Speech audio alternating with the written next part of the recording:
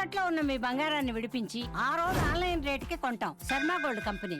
నమస్తే, welcome to Suman TV. నేను పద్మిని. ప్రస్తుతం పాటు ప్రముఖ ఆధ్యాత్మికవేత్త, వాస్తు జ్యోతిష పండితులు, లలిత ఉపాసకులు, వాస్తు జ్యోతిష శిక్షణ నిపుణులు బ్రహ్మశ్రీ నానాజీ పట్నాయక్ గారు మనతో పాటు ఉన్నారు. మాట్లాడదాం. సార్ నమస్తే సార్. శ్రీమాత్రే నమః.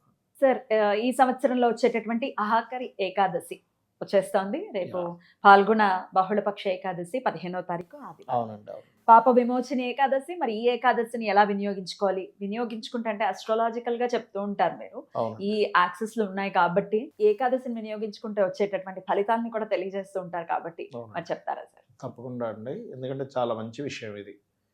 ఆ రోజు ఆదివారం ఏర్పడడం ఒకటి, శ్రవణ నక్షత్రంలో ఏకాదశి వస్తుంది. ఎప్పుడైనా శ్రవణ నక్షత్రంలో ఏకాదశి వచ్చేటప్పుడు పాప విమోచని ఏకాదశి అని మీరు అన్నారు. అయితే ఏమి పాపము అంటే మనం చేసే ఏ పాపమైనా విమోచన కలగాలి. ఇప్పుడు మనం చూడండి, వాళ్ళు లైఫ్ లో ఎదగలేకపోతున్నారంటే లగ్నపరంగా ఏదో ఇబ్బంది ఉంది, ధనపరంగా ఎదగలేకపోతున్నా అంటే ధనపరంగా ఏదో ఇబ్బంది పెట్టాడు పూర్వజన్మల్లో. అలా ఒక్కొక్క దానికి ఉంటుంది.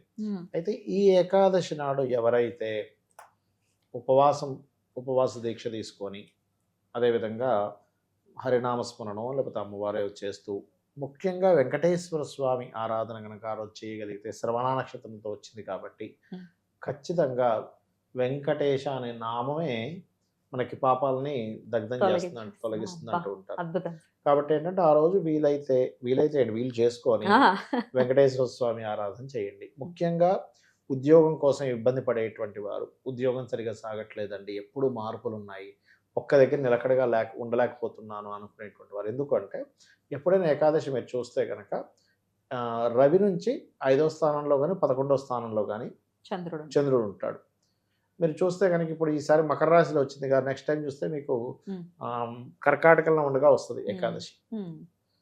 ఎందుకంటే ఆ యాక్సెస్ ఉంది మనకు. ఒక్కోసారి 4లో ఉన్నట్టు 6లో ఉన్నట్టు చూపిస్తుంది, లేదా ఒక్కోసారి 12లో ఉన్నట్లు 10లో ఉన్నట్టు చంద్రుడు చూపిస్తాడు. కానీ ఎందుకంటే దాని డిగ్రీస్ వేరియేషన్ ఉంటుంది అక్కడ. అంటే ఎండింగ్ డిగ్రీకి వెళ్ళిపోయాడు, అప్పుడేంటి అది వెనక రాశిలో ఉన్నట్టు కనిపిస్తుంది. కానీ యాక్చువల్గా అది దాని డిగ్రీస్ చూసుకుంటే ఏకాదశంలో ఉండే డిగ్రీసే కనిపిస్తాయి. ఎందుకంటే కొన్ని నక్షత్రాల సమూహం చిన్న సమూహంలో ఉన్నప్పుడు ఫాస్ట్ గా వెళ్ళిపోతాడు కదా, కొంచెం అటు ఇటుగా ఉంటుంది. అవునండి. కాబట్టి ఏంటంటే ప్రత్యేకంగా ఇది ఎప్పుడైతే చంద్రుడు శని రాశిలో ఉన్నాడో, మనము కర్మని అనుభవించేసేటువంటి గ్రహం ఎవరైతే ఉన్నారో శని భగవానుడు, అందులో ముఖ్యంగా కర్మకారకుడు రాశిలో ఉన్నందుకు ఈ పాప విమోచన ఏకాదశి నాడు మీరు ఎప్పుడైతే ఈ కలియుగ దైవం అనేటువంటి వెంకటేశ్వర స్వామి ఆరాధన చేస్తే ఖచ్చితంగా బాగుంటుంది. అయితే ఆ రోజు వెంకటేశ్వర స్వామికి బెల్లంతో చేసినటువంటి పదార్థాన్ని నైవేద్యంగా పెట్టండి. గోశాలకు వెళ్ళండి. ఆ రోజు గోశాలకు వెళ్ళి గోవులకి ఏదైనా అంటే తినిపించడం, బెల్లం తినిపించడము, గోసేవ చేయడం చేయండి.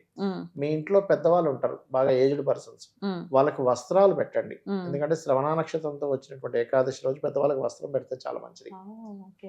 లేదు ఇంట్లో పెద్దవాళ్ళు ఎవరు లేరు, కనీసం పురోహితులైనా పిలిచి ఏదో ఆలయంలో ఒక చక్కగా ఒక లుంగి పీస్ మనకి ఉంటుంది, పంచ సరిపోతుంది. అలా కాదు, మీరు ఇంకెవరైనా బయట ఇప్పుడు మనకి హాస్పిటల్స్ కి లేకపోతే కొన్ని ప్రదేశాలకు వెళ్తే ఉంటారుగా, అలాంటి వాళ్ళకి ఏదైనా వస్త్రం ఇస్తే మంచిదండి. ఈ రోజు ముఖ్యంగా శ్రవణ నక్షత్రం రోజు వస్త్రదానం చేస్తే చాలా మంచిది. దీని వలన ఏమవుతుందంటే టెన్షన్ పడుతుంటారు చూసారా కొంతమంది, ఏది నాకు ఇలా అయిపోయింది, ఏంటో నా జీవితం, మెంటల్ గా బాగా స్ట్రెస్ అయిపోతుంటారు. అలా విపరీతమైనటువంటి మెంటల్ స్ట్రెస్ ఉన్నటువంటి వారికి ఈ శ్రవణ నక్షత్రంలో వచ్చినటువంటి పాప విమోచన ఏకాదశి ఏదైతే ఉందో ఖచ్చితంగా వీళ్ళని ఆ యొక్క పాపాల నుంచి విముక్తి కలిగిస్తుంది. కొన్ని విషయాల్లో కొన్ని సార్లు మాత్రమే మనకి ఇటువంటి కాంబినేషన్స్ వస్తాయి, ప్రతిసారి రాదు. మీరు ప్రతిసారి మీరు చేసుకుందామంటే రాదు. పర్టికులర్ గా రవి శనితో ఉండాలి మీన రాశిలో, శుక్రుడితో కూడా కలిసి ఉండాలి. మళ్ళీ ఇక్కడ చంద్రుడు చంద్ర నక్షత్రంలో ఏకాదశంలో మకర రాశిలో ఉండాలి, అది కూడా శ్రవణ నక్షత్రం. మంచి కాంబినేషన్. అట్లా ఇంకోటి ఏంటి, కొంతమందికి ప్రమోషన్స్ రావు, సండేతో కూడొచ్చింది కాబట్టి గోధుమ రవ్వని గోవుకు తినిపించడము, గోధుమ రవ్వతో చేసినటువంటి పదార్థాన్ని సూర్య భగవానుడికి నైవేద్యంగా పెట్టడం చేస్తే కూడా ప్రమోషన్స్ రావు. ఆదివారంతో కూడి వస్తుంది కాబట్టి ఎగ్జాక్ట్లీ. అంటే కొంతమంది చూడండి చేస్తుంటారు కానీ పెద్దగా జాబ్ లో సక్సెస్ లేదండి, ఏదో ఉన్నదంటే ఉంది, వెళ్తున్నా అంటే వెళ్తున్నాను, కానీ ఇంట్రెస్ట్ లేదంటూ ఉంటారు. అటువంటి వారికి కూడా ఈ యొక్క ఏకాదశి చక్కగా తోడ్పడుతుంది.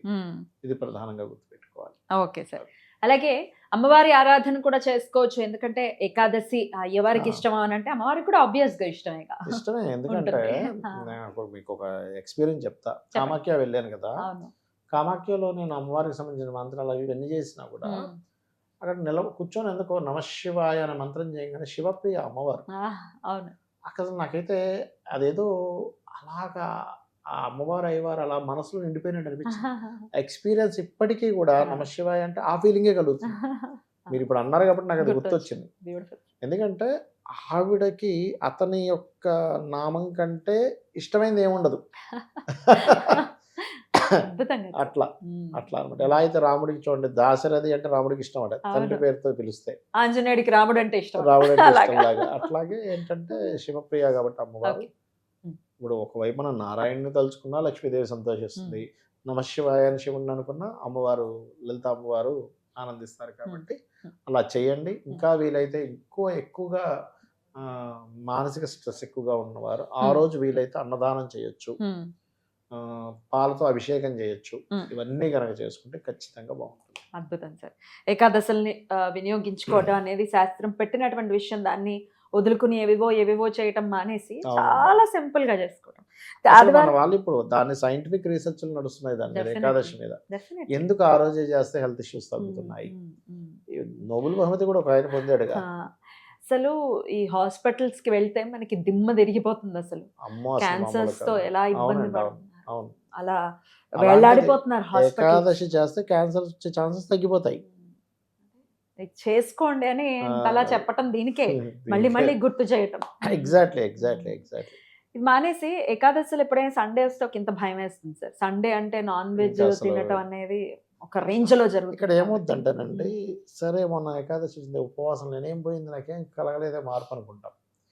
కానీ ఇక్కడ ఏంటంటే కొన్ని లాంగ్ టర్మ్లో ఇస్తాయి ఎఫెక్ట్స్. ఇప్పుడు చూడమని గ్రహణాలు వచ్చినప్పుడు తినొద్దు అంటారు. ఎందుకు? అది వాళ్ళ జనరేషన్స్ మీద పడుతుంది. అలాగే ఇవి కూడా ఏంటంటే పుణ్యాన్ని నువ్వు ఎప్పుడైతే మూట కట్టుకుంటున్నావో ఈ పుణ్యం నెక్స్ట్ జనరేషన్స్కి కూడా నీ యొక్క జీన్స్ రూపంలో వెళ్తుంది. కరెక్ట్. కొంతమంది అంటుంటారు చూసారా, మీ వాళ్ళు ఏదో పుణ్యం చేశారండి, మీ అమ్మ నాన్న ఏదో పుణ్యం చేసి ఉంటారు, లేకపోతే మీ తాతగారు ఏదో పుణ్యం చేసి ఉంటారు, లేకపోతే మీకు ఇట్లాంటిది రావడం అంటే ఆ పుణ్యం తర్వాత తరాలకు వెళ్తూ ఉంటుంది. పాపము వెళ్తూ ఉంటుంది, పుణ్యము వెళ్తూ ఉంటుంది. ఏకాదశులు చేయడం ఇవన్నీ కూడా తర్వాత జీన్స్ తర్వాత వాళ్ళ తర్వాత తరాల వాళ్ళకి పుట్టేటువంటి వారికి ఒక మంచి వీటితో పుట్టడం జరుగుతుంది. డెఫినెట్లీ మన కోసం కాదు, మన నెక్స్ట్ జనరేషన్స్ గురించి కూడా మనం ఖచ్చితంగా ఆలోచించాలి. మురారి మూవీలో ఆ ముసలావిడ చేస్తుంటారు చూసారా, అయ్యో జనరేషన్స్ మొత్తం ఇలా అయిపోతే ఏదో చేయాలి. ఆవిడ తపన కూడా బతికిస్తుంది చెప్పాలంటే ఆ మూవీలో చూస్తే కనుక మీరు మహేష్ బాబుని. ఖచ్చితంగా. సార్ అయితే ఈ అసలు మామూలుగానే ఆదివారం నాన్ వెజ్ అది తినకూడదు. అవునండి. ఏకాదశి నాడు తింటే ఇంకెటువంటి ఫలితం ఉంటుందని అనుకోవచ్చు సార్? అసలు ఏ ఫుడ్ తినకూడదు ఇంకా నువ్వు అరగని ఫుడ్ తీసుకుంటే ఇంకా ఇబ్బందిగా. అంటే ఏం లేదు, నీ శరీరము ప్రకృతితో సంబంధం కలిగి ఆ రోజు నీ శరీరంలో ఉండేటువంటి వేస్టేజ్ని తీసే కార్యక్రమం పెట్టుకుంటారు. నువ్వు ఇంకింత దాంట్లో లేట్గా అరిగేది వేస్తే ఇంకా నీ ఆరోగ్యానికి మంచిది కాదు. అక్కడ ఏదో దేవుడు కోప్పడతాడను, ఇదే నువ్వు నాన్ వెజిటేరియన్ తెస్తావా, నాకు చికెన్ ఇష్టం అయితే నువ్వు మటన్ తెస్తావా అనుకోవడం ఏమి ఉండదు అక్కడ దేవుడికి. నీ శరీరాన్ని నువ్వు కాపాడుకోవడానికి వచ్చినటువంటి ఒక పర్వదినాన్ని నువ్వు వాడుకోవట్లేదు.